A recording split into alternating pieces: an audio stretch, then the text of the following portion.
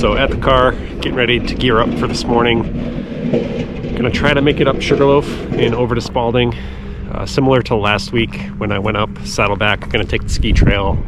So if I spin the camera around, that's where I'm headed, right up to the top. And then there's a trail down the back side that heads over to Spaulding. So today's looking to be pretty decent weather-wise. Hike-wise, bit of work to get this one done.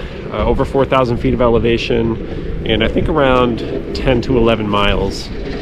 So it should be a pretty solid day. Hoping to get this done within about 6 hours, so I can head back home in a decent hour. Let's get it going.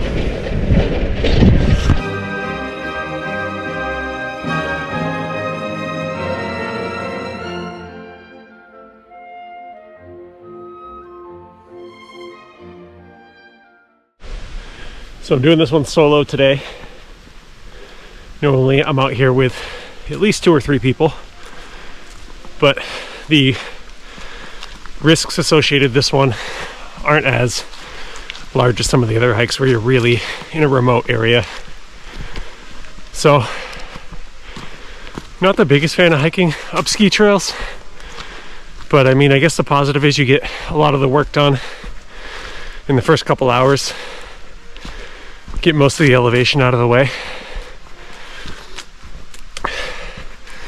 Really interested to see how long it's going to take me to get up this. Last week at Saddleback, which is similar. I think it took me, well, it took us about an hour, a little under an hour to get to the top. So see how different this one is.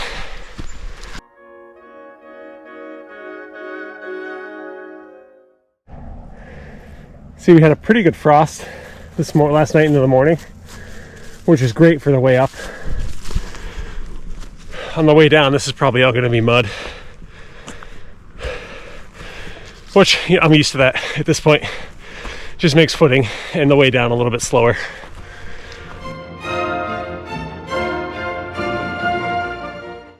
So I thought I was going right up the center of the mountain. I took a wrong side trail or fire road, and I was kind of like skirting up the left side, the furthest left side around the back. So I had to grab one of these trails and cut across back to the middle, but it's kind of a nice reprieve from the constant incline.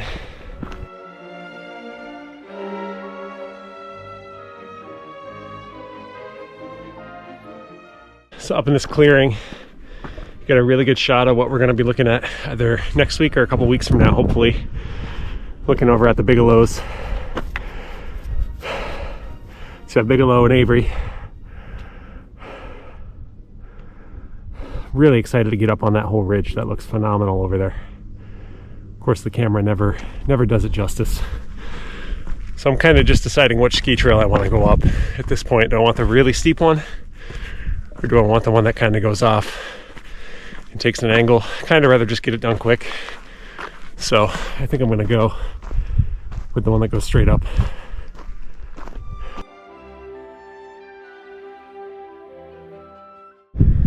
So I'm just below the summit now, right up over here. Kind of did that stupidly. I should have just stuck with the original plan. This is one time I probably should have went with the all trails and followed that map. I ended up kind of zigzagging my way up this thing and probably adding a half hour onto my time, but it is what it is. Almost up here now. The top of the mountain's pretty much frozen. Down low is about 40 degrees. When I started up top, it's about 24. So I did bring my shell and some extra layers. I also threw in my micro spikes just to be extra safe, because I have a feeling that section from Sugarloaf over to Spaulding might have some spots I gotta throw those on. So I'm gonna get up to the top, take a minute to drink some water, and just take a look at the route before I head over that way and gear up. Almost there. It's beautiful out.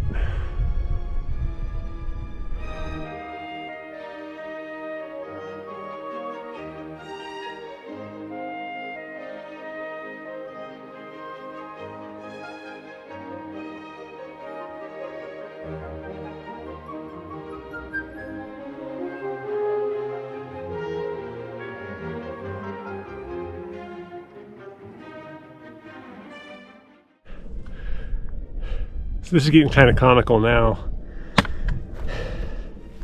Just kind of making my own trail up to the summit. It's a little something to follow here, but it's off and on. I thought I was just about there, but then the trail I was on tried to loop me back around, so I had to come back and just head up this way.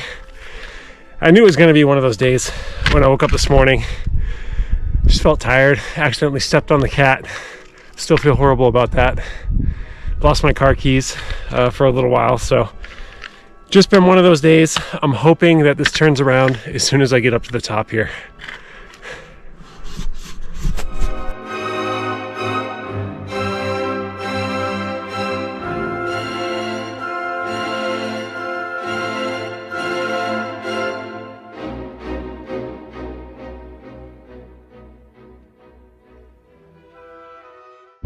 So up at the true summit of Sugarloaf, it's really beautiful up here, minus the radio tower. But you can see everything up here. You can see Abraham, you can see the Bigelows, you can see over to Spaulding. That's where we're headed. It's 2 miles across that way. So it's a 4 mile out and back. So the trail to Spaulding is down there.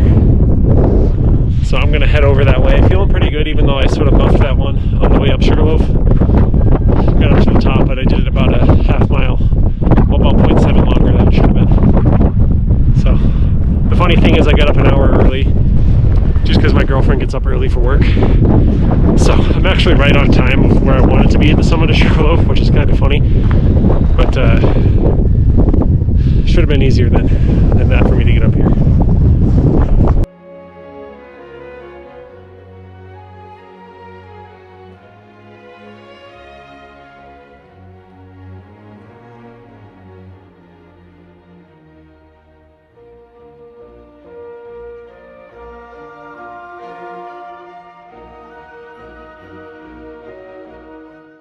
It's a nice little view spur in between Spaulding and Sugarloaf, looking over at Abraham.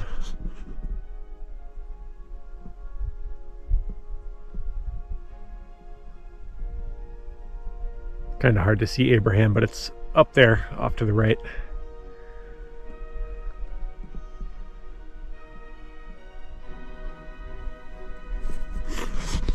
Like halfway in between the two, so I'm going to start making an ascent up towards Spaulding here pretty soon. Pretty easy terrain so far, but I've heard getting up Spaulding can be a little tricky sometimes, so see what it looks like.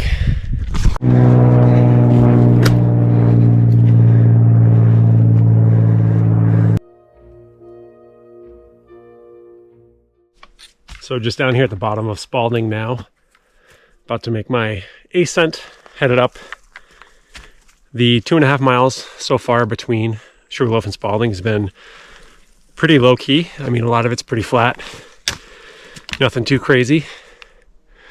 I did run into one gentleman on the way through. The only person I've actually seen today, and he's his dog is finishing his New England 67, which I thought was kind of cool. If you didn't know, you can get a patch for your pet, also completing the 48 and the 67, I believe. So that was kind of cool. He was on, I think, his 64th, so he had a couple peaks left, but his dog had hiked a lot with his significant other, so I thought that was really cool. So I'm going to make my way up to Spaulding. I'm going to hang out up there for a little bit and eat some lunch. I know there's not much of a view, but I'm still going to enjoy it, and then make that 2.5 mile trek back over to Sugarloaf. But I will give you a shot of Spaulding Peak once I get up there.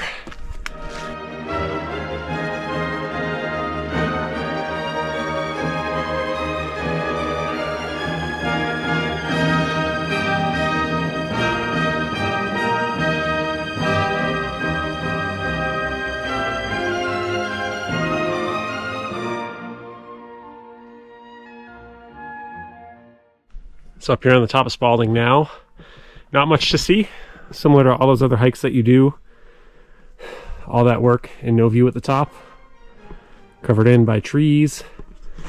I actually moved pretty quick from Sugarloaf over to here. I'm well ahead of schedule. That did not take too long. A little bit of a butt kicker the last 1/4 mile up Spaulding, but I'm gonna sit here and have some lunch, have a drink, hang out for just a little bit, and make my way back over to Sugarloaf. I don't think that's going to take me too long to get back over there.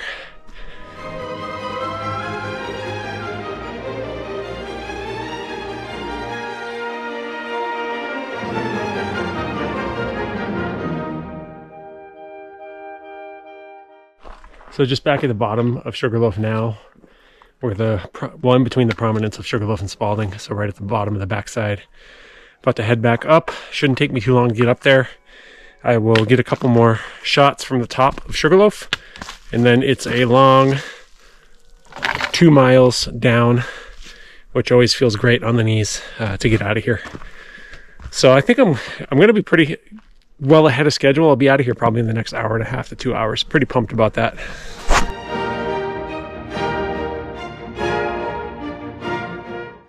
All right, so back up on Sugarloaf now. One last look at all the beautiful views. This view across is looking at the Crockers, specifically Mount Crocker. A high peak right in the middle here.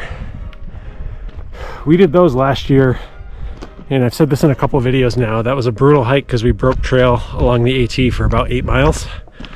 And I had to get out of there, having some pretty severe cramping in my legs and abdomen and arms.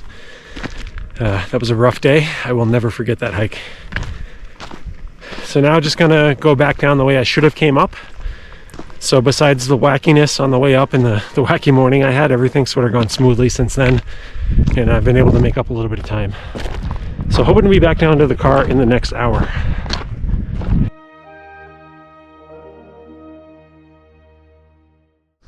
So there's a machinery access road from the top down that goes sort of along the All Trails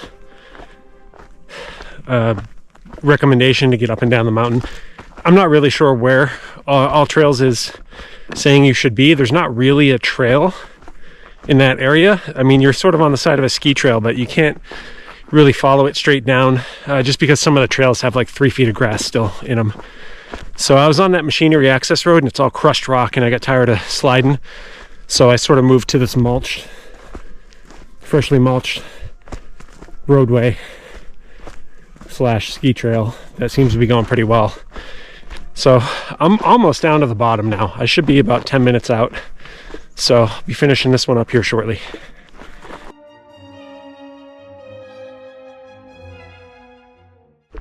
All right, so coming to the end of Sugarloaf and Spaulding. I originally planned on about, I think 6 hours to do this. I'm actually going to complete it in just a little bit over 5, so I'm kind of pretty stoked about that, especially with the issues I had finding my way up the mountain. In my opinion, your best access, if you want to make it easier, is probably going to be the machinery access road. Just know on the way down, there's so much loose, crushed rock. It's kind of a pain in the ass because you're just sliding. Luckily, I had my poles. If I didn't bring my poles, I would have been sliding everywhere. The time it took me to get across the prominence from Sugarloaf to Spaulding, I don't know what it was today. I just made really good time on that. Once I got down on the Appalachian Trail, I just kind of cruised right across that. It wasn't very difficult. The elevation to get up Spaulding and then back up Sugarloaf moved pretty well. So in all, I think it's going to be a little over 10 miles. A good amount of elevation in 10 miles, so don't let it fool you. I mean, you are going to do some work. I think I did about 4,300 feet of elevation in those 10 miles and in that 5-hour time frame. So this one's like not super difficult, you know. I maybe say it's even intermediate for some. It's very subjective, right? So it all depends on your skill level. I think this hike is very doable for a lot of people.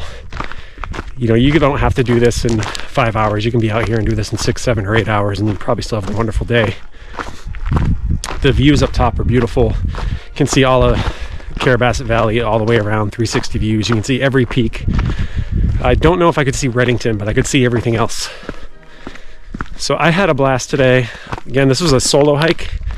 I'm not usually too big on hiking by myself, but today's one of those days where the weather was good, the area is not too remote, and I just kind of felt comfortable being out here on my own today. So all I have left to do in Maine now are the Bigelows. I plan to do those hopefully sometime in the near future, so I'll definitely do a video on that one. And there'll be some more stuff in the White Mountains. I know I still have a couple videos I haven't done of the 48. And then on my way out to Vermont. So really appreciate you guys checking in. I appreciate the comments and the questions. Like, that kind of makes my day, just knowing that some people are getting some good info out of these videos. You know, even though I might not always find the right path on the way up, it sort of gives you some perspective on what to look out for when you do it yourself. So appreciate that. So thanks for checking in, and as always, until next time.